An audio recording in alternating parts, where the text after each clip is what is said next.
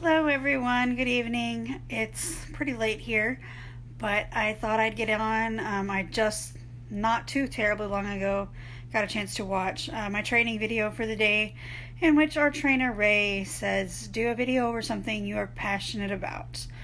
And one of the things that is the reason for my trip here is picking my child up after camp. And he goes to camp with my dad, who is the cook for camp. He's the one that plans all the menus and oversees everything. So I can trust that my child is safe because the person in charge knows what he can and can't eat and can set something different aside for him or can make sure that everything is safe, and I don't have to worry about that like I would have to do if I sent him somewhere else. So this brings up our allergy story and how it all got started for us. So Dietrich, when he was a baby, would get sick a lot, especially right after he started eating foods, and I could never figure it out. For a while I thought it was milk, but a milk test came back negative. It wasn't milk, and so I was stuck, and I knew it had to be something common, but nothing that I tried worked. So whenever he turned a year old, that's when they can do the allergy testing. And it turns out it was eggs and peanuts that came back at that time. Well, he'd never really had a lot of peanuts because anytime I had something peanut butter, he didn't like it. He'd turn it down, go away from it. So that wasn't really a big deal. But the eggs, eggs are in a lot of things. If you don't know that, go read labels in your kitchen and you'll see how many things eggs are in. And this really irritated me because the little Gerber graduate snacks that I would get him and the little Gerber graduate meals that I would get him, even though you're not supposed to feed egg whites to a child under the age of 1, according to the pediatric people, all of these things had egg in the ingredient. And so I was just livid and beside myself that these people that I trusted to provide something for my child were actually hurting my child. And so, we spent a whole lot of extra time over that next few years, just teaching him how to eat foods again. He'd spent so much time throwing up things that were making him sick that he didn't want to eat those things, even though I had gone to incredible lengths to make sure that what I was giving him was safe. And if we fast forward another year, he'd eaten fish before, and then all of a sudden he reacted to fish, and he can't have fish either. And all those things we still can't do. Eggs, peanuts, any kind of tree nut, fish, any shellfish, all of those are on his do not eat list. And it wasn't until he was about 4 or 5 that he really started eating again. Up until then, he'd be really picky and really hard to get him to eat anything. And then it wasn't until this past year that he really started gaining weight. And if you know anything about allergies, allergies are tied to gut health. And it takes approximately 7 years for your gut to completely 100% heal itself. So even though all those bad things had been out of his system for a long time, his gut was not completely healed yet. But as soon as it was, that's whenever he started gaining weight. And I'm going to remember that day probably forever, because he came in one morning and I wasn't all the way up yet. And he says, "Mom, I'm 62 pounds," or some number like that. And I said, "No, you're not. You've been 52 pounds for the past 3 years." And he's like, "No, really, Mom."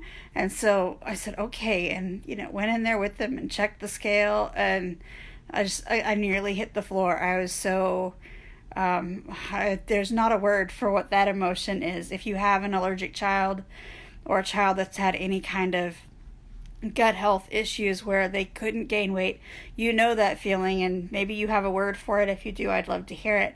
It's just a joy that that doesn't have a word, that you're just proud of them for something that they don't actually have control over, but, you know, it makes you happy.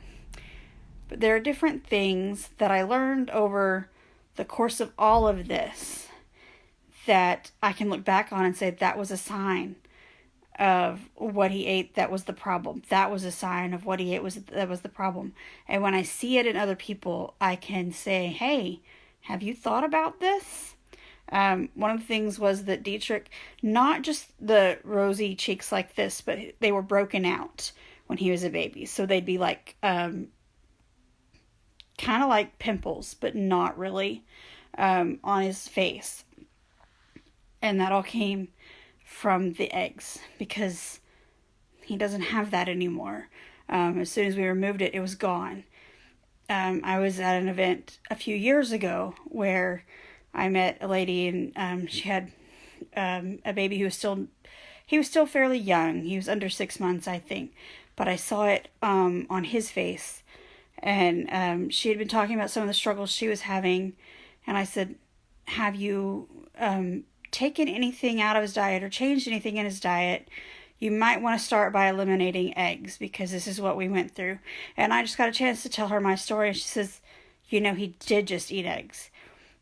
And yeah, that does happen when he eats it. And, you know, it was something that she could have a tangible answer to what she was going through. The second part of this story is that I had to ask for those referrals for my kids when they had a problem, at least with Dietrich. With Madeline, they just gave it to me because they knew we already had the history and we were at a different place. But with the military, you have to have a referral for everything, and they're not always forthcoming with those. They don't always want to hear you. And the one doctor, I think, just gave me the referral to get rid of me, because he didn't really give me any new information. He just said, yeah, I think they need to see an allergist, you know.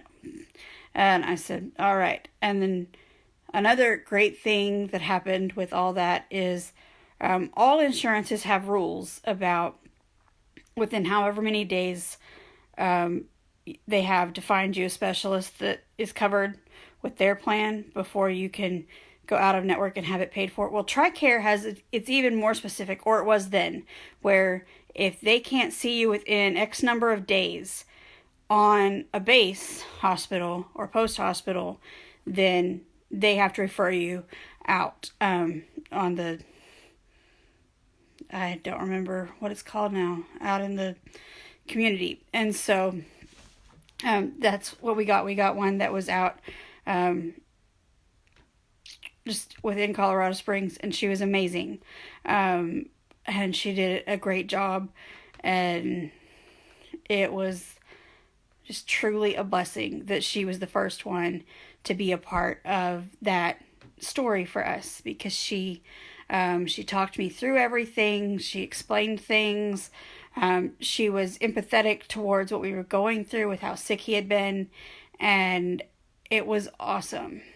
And, you know, this many years later, we have been in the same place for 4 years now, and our kids have had the same allergists that whole time. And again, I couldn't ask for better care. If you are in our area and you want a great allergist referral, I couldn't give you that, because, like I said, I would recommend these people hands down. This agency partners with some other people, and they do an asthma camp that's just a day camp every summer. And so Dietrich went last year. He's going back this year. And then Madeline will get to go next year. So they do a lot of things to make the kids not feel less than because of what others could consider a disability. And then they teach them how to manage their asthma and their allergies, and, you know, bring them in on what their action plan is. And so it's important for you to be an advocate for your child. You're your child's first advocate. It's important for you to know how to ask for these things. So if you want more tips on how to be an advocate for your child, please shoot me a message. I'd be happy to send you some more. And Dietrich is doing well and thriving now, and Madeline is only allergic to peanuts. She's got some problem with milk that is yet to be identified, but for the most part, we just avoid regular milk, and it's not a problem. Anyway, I hope that you found some of this information helpful, and I will talk to you all tomorrow. Bye.